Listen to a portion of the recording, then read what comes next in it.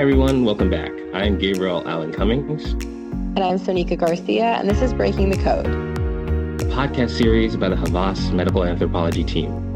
We're here to take the BS out of behavioral science by illuminating the why behind the what of behaviors, rituals, and symbols that people take for granted. We hope to arm you, our listeners, with the tools you need to make sense of behavioral science and help you apply to your work as communication extraordinaires. Thanks, Gabe. Hi, everyone. Thanks for tuning in. So we are going to be approaching our episodes a little differently. And we kind of said this before, but you've heard episodes where we, dig into specific topics with expert guests and we have sort of a panel setting. But we want to get into more of these bite-sized content episodes where we start to think about, maybe unpack, have a brief chat about topics or themes in culture that we're finding interesting. They're showing up a lot in our work. And we feel like it's something that, hey, we don't have all the answers for right now, but it's enough to kind of spark a conversation and see where it takes us. And so we're hoping that, you all enjoy those kind of episodes. And that's what we're going to start here today with this one. So today we're going to be talking about anonymity, really as a cultural trend that we're seeing across varying audiences, many different categories. In a world today, when we think about culture, everything's being tracked and so surveilled. And that was for our benefit, right? Those things were created for us to be more aware, to protect us, to connect us, even in a lot of ways. But I think we've reached a point with the technology advances, seeing that people, based on social conversations, people are actually seeking spaces where they can be seen and understood, of course. That's always important. They want to be seen for who they are and understood for, the things that they really care about, but they don't want to be fully known. So it's not this complete anonymity, but it's definitely a path and more of a trend that we're seeing towards a little bit more of it, because people are realizing there are systems that are meant to protect us, whether it's financial, social, medical, but ultimately, with multi-factor identification, and, really having to give up a lot of your personal information to protect you, but also to these companies, it's sort of this idea of being hyper visible too. And so your identity can be leaked at any moment. We've seen these identity breaches, and people, I start to think about okay, well, where is my personal information? Oh, but I gave my personal information to this company to better serve me from a privacy or an access standpoint. So I'm going to pause there because I think it's a large enough topic where we can kind of unpack it in many different ways. But Gabe, I'm going to kick it over to you to kind of get us started on the conversation, because like I said, I think we could tackle it from many different routes. Yeah, we definitely can. And I think it's one of those things where when you think about anonymity, the first thing that comes to your mind is those data breaches, is my personal, most private data safe? But even when we broaden the aperture of anonymity, it's to that point that you were saying before, Sneeka. People want to be seen. And it's not this idea that they want complete anonymity shrouded from the world, but it's more of consent of how much of myself I open up the world to. And this goes beyond the conversation about data. So when we dive into our culture scan, we're able to uncover different signals that we're seeing where anonymity and people are kind of clinging on to their privacy as this really scarce commodity nowadays. Different things like the British artist Banksy being unmasked by Reuters investigation that they did earlier this year. I don't know if you remember the Ring neighborhood search party Super Bowl ad where it's framed the whole story around, we can help you look for your dog. But the idea of AI being able to activate my neighbor's Ring camera really triggered a sense of fear in everybody's not everybody, but there was a broad reaction of, hey, wait a minute, I love my dog, but I love my privacy a little bit more.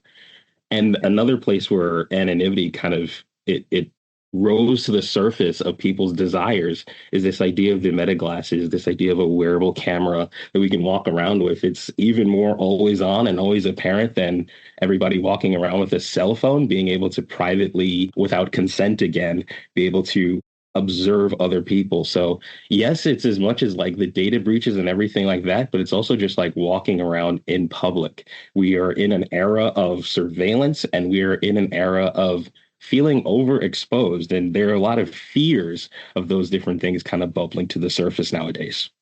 Yeah, that is interesting. I mean, I definitely think that I'm the person. It just depends on the day. I'm always torn of like, do I want to provide more for, protection and access and again, like connectivity. A lot of the things that we talk about in the work that we do is, getting people more connected to one another and finding ways to like learn and be smarter about how we're understanding our audiences and their needs. But a lot of that does then come with more of this information gathering and then security concerns. I feel like AI on top of that, like you mentioned with the Ring camera, it's like you add the AI component. Now trust is like, do I trust it? Do I not? And so, yeah, it's definitely an interesting dilemma. I think, how are brands really approaching keeping people safe without maybe gathering too much information?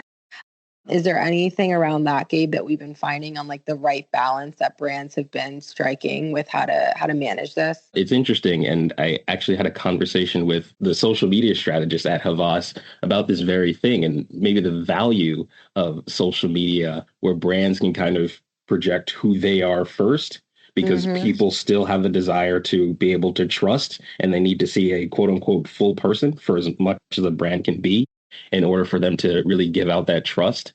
And it's offering anonymity from the perspective of a brand, offering anonymity as a way of saying, we don't need to know everything about you at the upfront. Let us know whether it's your pain points. Let us know what you need from us. How can we become a member of this community? Trust and opening up and everything like that. I mean, we talked about it.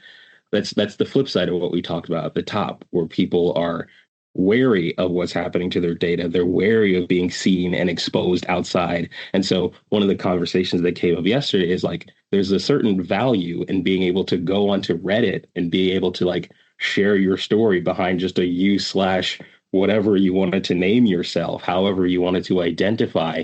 I there's two parts of it, and to get to more of what you were saying, Sneeka, if brands want to be able to integrate themselves into a community, they have to first lead with who they are and their intentions and everything like that, and then give space for all the, we talked about it with Ada in the last episode, all the justified reasons that people may have from different walks of life to mistrust a pharma brand, to mistrust a brand in general, an organization of any sort. And so it's kind of leading with who you are first and using anonymity as the first step to let people into the door and into the community. Yeah. I also think that anonymity is interesting because it provides an opportunity for people to curate their identity. I'll Mm-hmm. tell a quick story of we've talked about before the work I've been doing with sickle cell disease. One of the conferences I went to, I spoke to a woman who said she had spent 2 decades away from the sickle cell disease community so she could quote unquote prove herself to on the outside world. Basically, she was comparing herself to people without sickle cell disease, and she has accomplished a lot.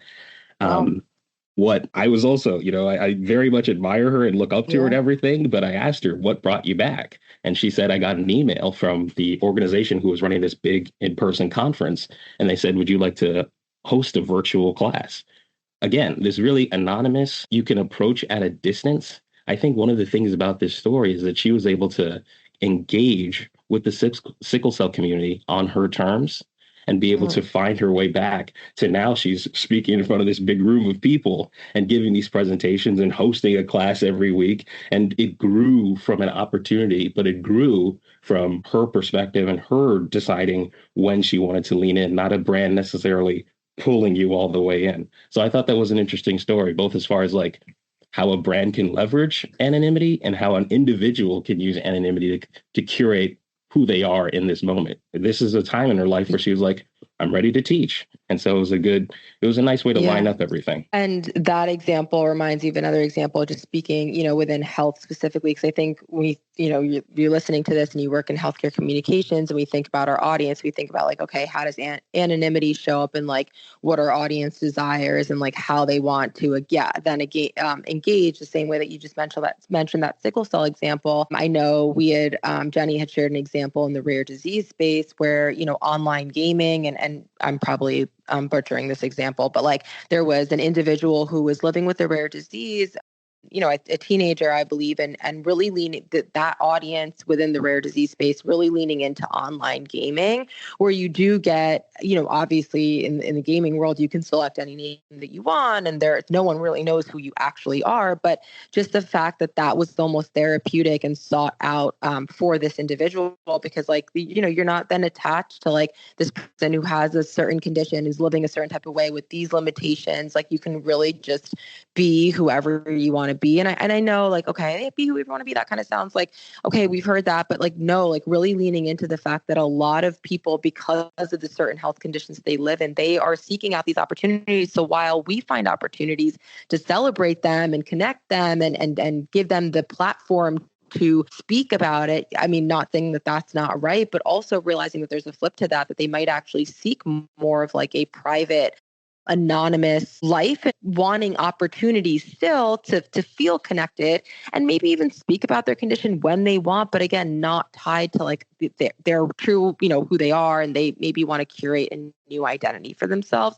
And that's also definitely a way of healing and coping, and it really might be appropriate and needed in a lot of these categories.